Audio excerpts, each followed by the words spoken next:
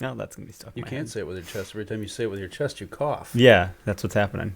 You blow your chow all over your microphone. Freaking messages. Holy cripoli. Look at that. You're a popular guy. Oh my god, make it stop. Everybody love you. Ah, that's funny.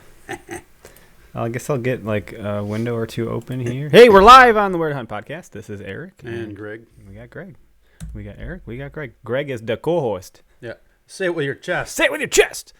Who's watched that Kevin Hart skit? Say it with your chest. I just watched it. There we go. We got one. Hey, this is the Ruck Club Radio brought to you by Heated Hunts. Head on over to heatedhunts.com. You can enter in code W2H podcast for 15% off. I know the rut's done, right? So it's kind of like, Eric, why are you doing the show? Just pump the brakes, All right. slow your roll. All right, I'll I pull the wouldn't say brake. it's done, but we're winding down. Pickup breeding, I think, is what you're going to see going Pickup on. breeding? Pickup It's like breeding. a pickup game It's of like a football on the road? Or like you getting in your truck and running around and asking a few to breed. I don't know. Mm-hmm. Oh, pickup. Like that kind of Yeah. pickup. I was thinking like pick 'em up game. Yeah, it's something you might have done when you were younger. Pickup breed. Oh, isn't that? No, that was fire drill. Chinese fire drill. Totally Chinese different. fire drill? Anybody? Yeah, way off. Anyway, that didn't make any sense at Never all. does. Doesn't have to. Okay. So, but yeah, pickup breeding. Most of the younger does that haven't been bred, younger does meaning like the fawns that were born this year, they go into heat. Bucks will breed them, and that'll be it. That'll be it, huh? Just like that. So do you think we're done with second rut? I would say yes. All right. So how do you hunt that? How do you hunt that? Mhm. I Do say you think it's easier, harder? it can be harder depending on the property you hunt and what's left for food. Okay. Like just recently, I think you're not seeing much for cornfields left anymore, right? No. Right, At this so- point, like really, that should all be done, right? I just went and visited my wife's cousin, owns a farm. This year is the latest he has ever harvested corn. Ever? Okay. In the history of the family farm, which is quite a while. He's third or fourth generation on that farm. The very latest that corn has ever been harvested. Okay. Due to the wet conditions. So, getting back to the subject at hand. Hey, I'm pretty good at derailing. Yeah. If anybody wants to derail a subject line or get interrupted, I'm your guy. You are the guy.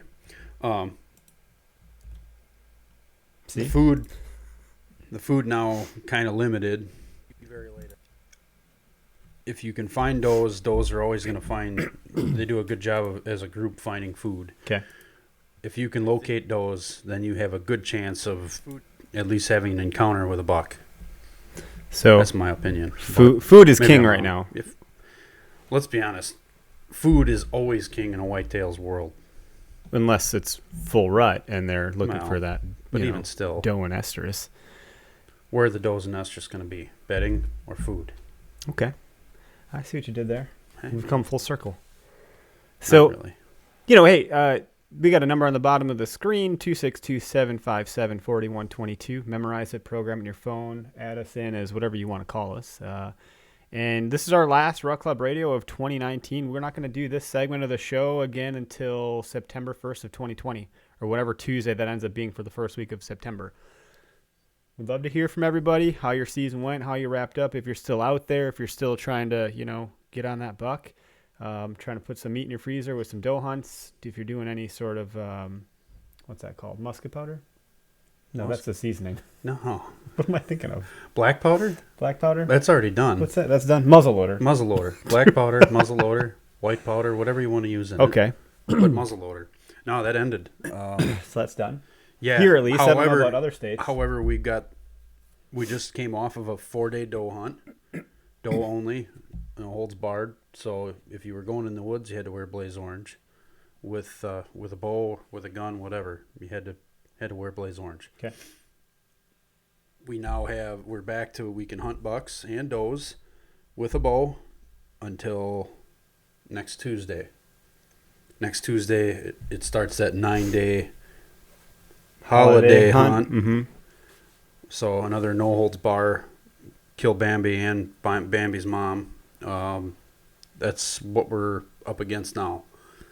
till the 1st of January, and in limited areas, so there are certain counties in the southern farmland zone that we can hunt till the 31st and try to fill our buck tags yet with the bow. Gun seasons will be done as of the 1st of January. Okay.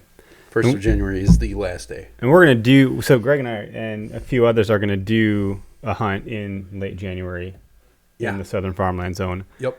Middle of January, we're going to go hook up with some friends and go see if we can either wrap our tag around a buck or try and shoot a doe. Either way, it's going to be a good time. I'll take whatever I can get. It's probably going to be cold as shit. It might be, but hopefully we have some snow on the ground, and then we can see where those that would be deer are moving. Fantastic. 'Cause this is going to be in a spot where we've never hunted. Doing that a lot this year. We're not hunting same.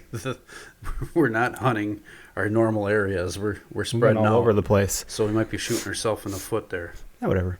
It's fine. Hope not. We could always shoot the arrow up into the sky and see. Arrow roulette? Yeah, that's it. Mm-hmm. Joel used to do that. You are daring. Hey, Joshua's got a comment here. Joshua said, my old man hunted the doe hunt this past weekend and watched a dandy buck push a few doe around Sunday evening. So if we're talking about Ruck Club Radio, that's still some rut activity. Thanks, Josh. Thanks, Josh. Mr. Wellman. I don't know Josh, but I know his old man. So. Oh, well, how about that? Yeah. Greg knows everybody. No, I don't. Literally everybody. You know more than I do. With our powers combined, we know no one. We just cancel each other out. Well, I hope somebody calls in so we don't got to sit here and talk to ourselves. We do have a guest coming on at 7 o'clock for the standard airing of the podcast, 7 to 8 p.m. Yeah, we have Jason Campbell from Bed to Dead. Bed to Dead. Should be good. To talk to you for today. Yeah, should be good because he does a fair amount of traveling and hunting out of state, so we can kind of pick his brain. If most of you guys have not hunted out of state, which I can attest to not hunting whitetails out of state. I've hunted other things, but...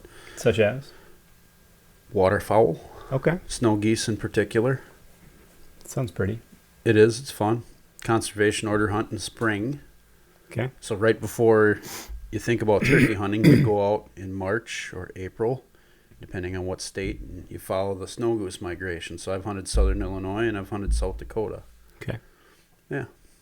That's awesome. Yeah, it's cool. It's pretty cool to watch a tornado of snow geese come circling into your decoys and almost land on your feet. It's pretty awesome. Jeez. Or shoot! Yeah. Feathers everywhere. Oh, it's chaos. There's empties flying everywhere, and there's feathers flying all over the place, birds dropping out of the sky. It's a pretty awesome experience. And then it all clears out, and you're like, look at the ground. Yeah, all right. okay. Look at that bounty. Go pick them up and get ready for the next How do you prepare those? What do you do for eating those? Any way you kind of like to cook red meat. What's funny is guys try to treat waterfowl like it's chicken. Okay. You know? So it gets overcooked a lot. I mean, you can find a lot of good recipes for cooking waterfowl, but one of my favorites for cooking waterfowl is just taking the meat and slicing it up into thin strips, and I just make a quick marinade out of olive oil, garlic, and a few other spices, and I'll throw balsamic vinegar in there too, and just let it sit in the fridge in a bag, and for about an hour or so, and I'll get my coals ready. I like to do it right on a charcoal grill. You can do it on a gas grill, but the flavor isn't as good. And then you just take those pieces and you lay them out on the grill. And I've had guys that have eaten a lot of waterfowl go, oh, this isn't waterfowl. This isn't duck, or this isn't goose. Yeah, it is. You saw me pluck it. You saw me rip it out. You saw me prepare it. You saw me put it on the grill. Well, it doesn't taste like duck. It doesn't taste like goose. Well, what does it taste like? I don't know. Is it good or bad? Does it taste like? No, I don't it's know. real good. Okay.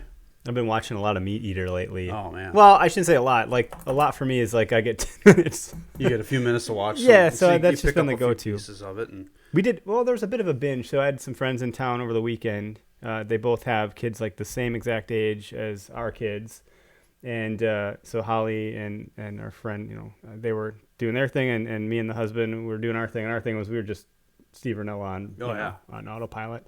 They'd come in and be like, we should turn this off. I'm like, I don't see why we should. You guys are doing something else. Like, it can just be on. And he what did he cook? Like, he called them like Colorado Mountain High Rocky Mountain oysters. Yes. And I was like, I don't know if I could do it. But when he prepares it and cooks it, it makes it that much more interesting and intriguing to maybe think about trying. Yeah, no, I would try it. It's Just the like mind tongue. thing, right? Like Yeah, it's a mind over matter thing. I could do the tongue, I think, but eating another animal's testicles would be a hard it's a mind little thing different. to overcome. Cowboys have done it for years, though. I don't know that I'd be classified as a cowboy. Well, you could be a cowboy. I can't ride a bull. I barely wear cowboy boots. I have a pair of them from Tennessee. There you go. Yeah, it was a buy one, get one, so I couldn't really pass it up. All right. Yeah. That's about as cowboy as I am. Wow. Ruck Club Radio, here we go. Talking cowboys and waterfall. Yeah, well, it's the last one of the year, so... It's a free-for-all. It's a free-for-all. We're just happy to be here. Happy to be alive. Happy to be here. Beer. That's what I feel like. Yeah, beer. Happy to be here. I want a beer. Sorry for my, I'm constantly clearing my throats because we just ate a bunch of bacon. Bacon is delicious. And I got bacon grease all of it. And if you would have washed it down with a beer, you would have probably had like a heart attack or something. Yeah, that'd have been nice. That'd have been real fun. All that cholesterol. We got... But it's light beer. Light beer is good. Speaking of that, over the weekend I did try a Natter Day. Here we go. Who out of the 30 folks watching right now has had a Natter Day? I did not know that a Natter Day was actually what it's called. I thought people just drinking Natty Lights on Saturdays and saying, hashtag Natter Day. And, just like a bush latte, a shake Natter Day. But a Natter Day is actually a Natty Light that is a strawberry lemonade Natty Light. And I was surprised at how drinkable it really was. Good taste. Went down easy. Wasn't filling. I don't know. It's like a fruity bush latte. And it comes in a 30-pack and it's super cheap. So my buddy's like, look, man, if someone makes fun of you for being all girly for having this, the benefit is it's like the cheapest beer you can get. So you just be like, I'm just saving money, bro. I don't know if I should bring you in a pink tutu or not. We'll see who else responds. Hey, Elijah, you've been an awesome fan of the show. Said you took a first-time hunter out for that doe hunt. He shot his first doe. Heck, yeah, Sweet. That's awesome. Way On to the go. first shot, Thank even. you. It was a blast. We also had our camo kids learn to hunt and took 17 first-time hunters out. Wow, that is fantastic. Big round of applause, man. 3-day. Oops, where'd it go? Here it goes. 3-day deer camp with all the kids and mentors. It was an amazing weekend. That's super cool. That's great. Ton of memories. Way to be the for those mentor kids. and show kids the sport of hunting. That's awesome. That's great. We're going to bring in our first caller for Ruck Club Radio today. Who do we got here? Yeah, this is Mr. Joel Tetzloff. What's up, buddy? You're live. Buck Slayer. Hey, buddy, what's going on? What's up, Greg? You tell us. You did you kill a deer recently? Not recently. No, not recent enough. No, it was that gun opener weekend. That was the last one I got. Oh yeah. But you did go hunting.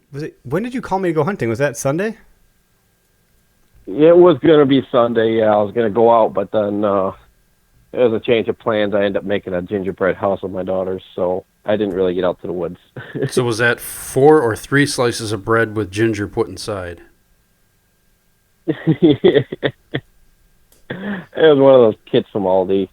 My daughter had been asking to put it together, so we started putting it together, and that stuff, it took a lot longer than I anticipated. And then trying to keep a 3-year-old on task is pretty much impossible. So by the time I got ready to go hunting, I only had about 45 minutes, so I just scrapped it. I didn't want to go rushing out to the woods to, try and hit something on the run.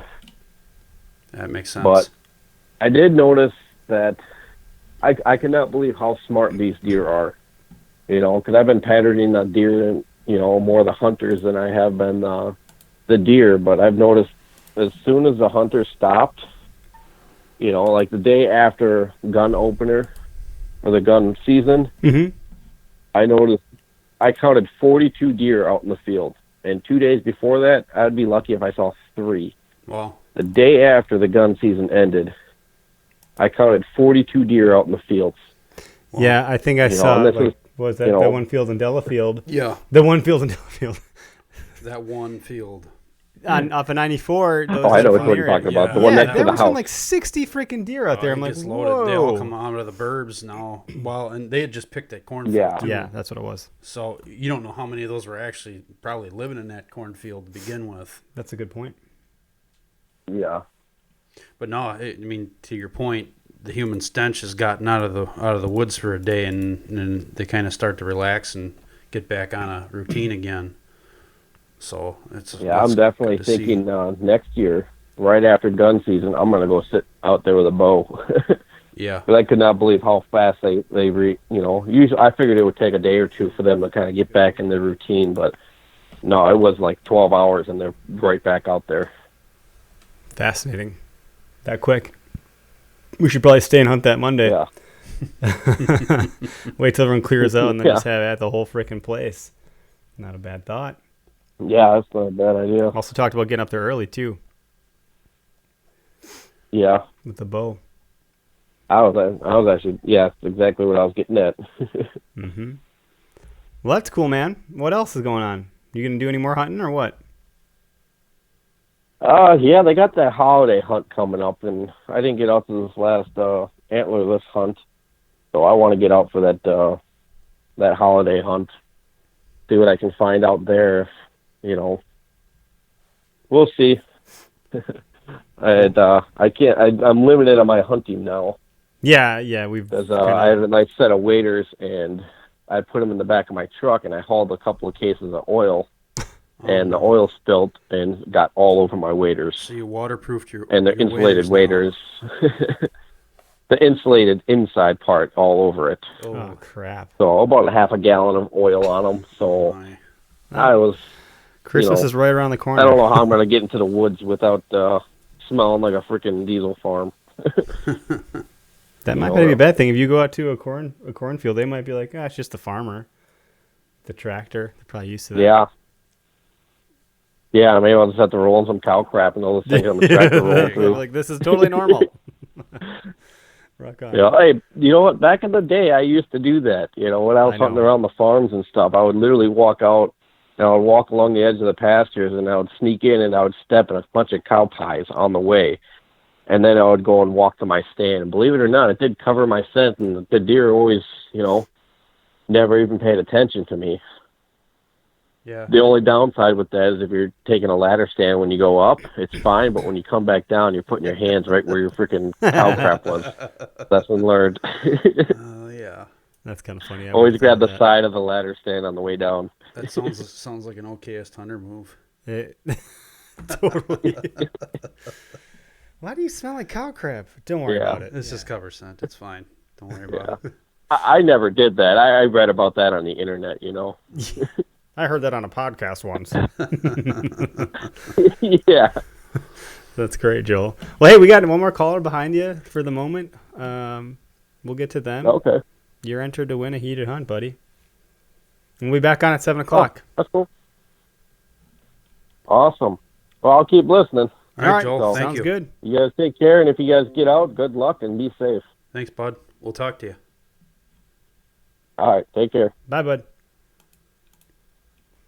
So we got someone calling in from, looks like Sauk City. Not sure how to pronounce the name. Howdy, you're live on the Where to Hunt podcast. Who do we got? Hey, how you doing? This is Elijah. Oh, Elijah, what's going Actually on, out bud? of Poinet. Hey, love your guys' show. Thanks. Poinet, it Figured said I'd call Appointment, in for the last Wisconsin. one. Awesome. Oh, yeah. Poinet, Wisconsin. Point at Makes more sense now. Yeah, your dumb robot doesn't understand enunciations. Well, Wisconsin towns, I gotta say, it's got its work cut out for it. But yes, you did a big youth Yeah, hunt it's over actually the weekend. Poinet. It was supposed to be Paquette, but the person that came up with the town name couldn't read, so that's the way he pronounced it or something. That's how we got our name. That's interesting. But anyways, So a youth hunt. You helped mentor a youth hunt. yeah, that's what I was going to call about and just kind of put the word out if anybody's looking to get some kids into hunting. We have a great organization kind of spread throughout Wisconsin. Uh-huh. I think we've been doing this for about 14 years now, and I didn't even hear about it until about 6 or 7 years ago. And this time of year, like our biggest event, it's called the Joe Hunt. It's a Learn to Hunt program, and we actually have a huge deer camp at the McKenzie Center, Very cool. which is like a little wildlife nature conservancy, and we have some wolves in there, deer, beavers, Oh, wow. you know, a little animal display. So It's not like things a zoo, but I mean, things that animals that kids can actually see up close and yeah. So- understand. Right. So that's where it's held at, and they have a big cabin. We have 3 different bunk houses. I want to say there's at least 10 bunks in each one. So we have a girls' dorm and then 2 boys' dorms typically. And all the kids and mentors, we all camp there and stay for the weekend. We got a huge cafeteria, and we have volunteers. They come in and cook all the breakfast, lunch, and dinners for everybody. It's Cool. a full-on deer camp. And That's I thought it awesome. was pretty cool. Like a lot of, like they shut down the whole property just so the kids can hunt out there and camp out there. That's They great. shut down all the trails, all the exhibits, and all that stuff. The whole park's closed just for the kids to spend the weekend out there and have a big deer camp. Wow. So that was this last weekend. I think this year was a little bit smaller year. We had 17 kids, and typically they range from about 10 to 13 years old. Okay. We'll have some, 15, 16, 17 once in a while, but Sure. seems like that 10 to 13 is kind of Maybe more the average as far as hunters go.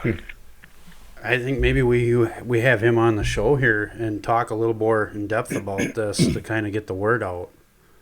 I don't know if that's something Yeah, we'd love to do that. you'd be interested in doing if you It'd want to be come. great. come down you guys, here by either one us. of you guys know who Mark Walters is?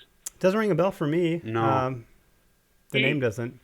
He writes in a lot of at one point I think he was writing in about 100 different publications, your Wow. local newspapers and some Okay. local magazines and stuff, the State Journal every Sunday. He had what was it called? It was Mark's Outdoor Journal, where he goes to different places and camps and fish and hunts, and then he writes about his adventures every week. Okay. He started it anyways. Mark Walters is the one that came up with the Camel Group. And then since then, I think it's grown to about 9 chapters spread throughout Wisconsin. Hmm.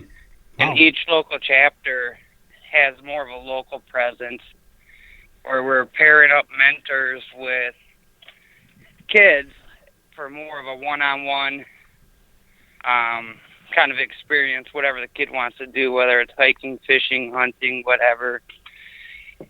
And so, yeah, I thought I'd call in because I know when I was 13 and didn't have anywhere to hunt, if I would have known about this, I'd been like, All yep, over it, sign me yep. up. Oh yeah, Absolutely. for sure. Yeah, I'd be all over that. No, that's No, a that's- great thing. Yeah, thanks so much for calling in, man, and sharing. Maybe Send us a direct message, Yeah, and DM. we'll get in touch and we'll try to find some time. DM us, and I think we need to have more of a conversation about it for sure, and maybe get you on here to help Yeah. you spread the word about it, and maybe get to know Okay. more about the local chapters. Maybe if we've got a chapter around here, and see if we can get Mark on here, maybe even too, to discuss it a little more, and just kind of see what his vision is with it, how he got decided to start it, Right. and all that fun stuff. So Yeah, everyone knows at least one kid that wants to get outdoors. They just, right, whether their parents work or don't go outdoors or whatever the reason is, they want to get out. And the whole thing is just to get them out to do whatever they want, right. So, Absolutely. all right, well, you guys have a great show. I love listening to it all year. Thank you. Well, thanks for calling in. And I This wish your you guys this your nothing first but time the calling, best, right? and- Yeah. Yep, sounds good. Cool. We'll talk to you soon. Yeah, absolutely. Call Thank All you. right, anytime. see you later. All right. Bye. Bye. So make sure I don't hang up on myself. That's awesome. Yeah. What a cool program. I've not heard of that either. Camo Kids. So it's an I think acronym I've for heard something. about it, or KAMO. KAMO. Mm-hmm. That's awesome. Kids and mentors outdoors. I dig it. I dig it a dig it. lot. Yeah, that's a great program. How about that? 2 calls in our last Rock Club radio. Wow. I'll take it. Yeah. We got someone else asking a question about it. We're gonna end it at 6:30 or maybe sooner. We got to switch gears and get to the regular broadcast, so we get a little bit of prep time between now and 7 o'clock. Yep. AKA fill up our drinks, go Drinks. get some more BLTs, Ooh. let the dog out, go to the bathroom, Chase the cat. chase the cat out of the room. Yeah. Yeah, you know, the usual stuff. You got 2 couch cougars in here. Two coach cougars. Never heard that term. What's up, Jose? How you doing, buddy? Thanks for tuning in. We'll be back on at 7 o'clock, folks, with Jason Campbell with Bed to Dead. Yep. Talking about late season tactics and some of his strategy, who he is. It's all that good stuff. I kind of learned a little about him. And Jose said he saw 14 does tonight, no bucks. Wow. Wow. Opportunities to possibly fill a doe tag. That's okay. Yeah, no doubt. Yeah, it's interesting to know what the Bucks are doing right now. My mouse is dying. Mousing around over there. Yeah, there we go. Kicked it back on. Cool. Well, tune back in. You probably won't field any calls for the first part of the show when we go on at 7 o'clock. But if you want to hang out in the queue, great. If you want to wait to call in, fine. We'll probably take calls kind of maybe halfway through, looking at maybe like a 7:30ish or something. Yeah.